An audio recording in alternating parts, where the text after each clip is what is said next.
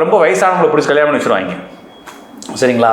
அவங்க நம்மளை வந்து ஒரு அடக்குமுறையோட அங்கிள், வீட்டில் ஒரு அங்கிள் இருந்தால் எப்படி இருக்கும், அந்த மாதிரி ஒரு மைண்ட் செட்டில் இருக்காங்கன்னு வச்சுக்கோங்களேன். இந்த பிள்ளை எதிர்த்தும் பேச முடியாது.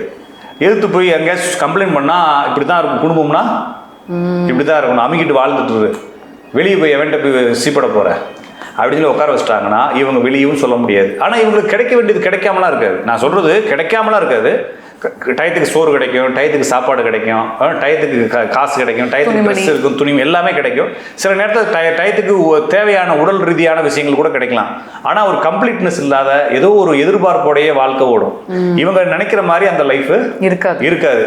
இத்தனை இது மாதிரி எத்தனையோ பேர், நான் சொல்றது ஆண் பெண் மட்டும் இல்லை, ஆணும் தான். ரெண்டு பேருக்குமே நம்ம பேசுறது அப்படிதான். அப்போ நிறைய பேர் பார்த்தீங்கன்னா பொண்டாட்டியை கட்டிட்டு வந்து இது பஜாரியாக கிடக்கும், ஓகேங்களா, சொர்ணாக்கா மாதிரி இருக்கும் வீட்டில். இவனால் எதிர்த்து பேசவும் முடியாது. பேசினா பிள்ளைகளுக்கான பிரச்சனைகள். எனக்கு தெரிஞ்சு இப்போ இந்த வாரமே வந்து ஒரு 3 பேர் லேடி சொல்லிக்கிறாங்க, நான் கோஸ்ட்டு வீட்டுக்கு போயிடுறேன். லேடி சொல்கிறது கோஸ்ட்டு எங்கேயாச்சும் போயிடுவேன் சார், நான் போயிட்டு கொஞ்சம் தூரம் போவேன், போயிட்டு உடனே பிள்ளைய நினப்பெல்லாம் வரும், திருப்பி வந்துடுவேன் அப்படின்னு சொல்கிறவங்க ஆம்பளை இருக்காங்க, பொம்பளை இருக்காங்க. நிறைய பேர் இப்படி தான் செய்வாங்க.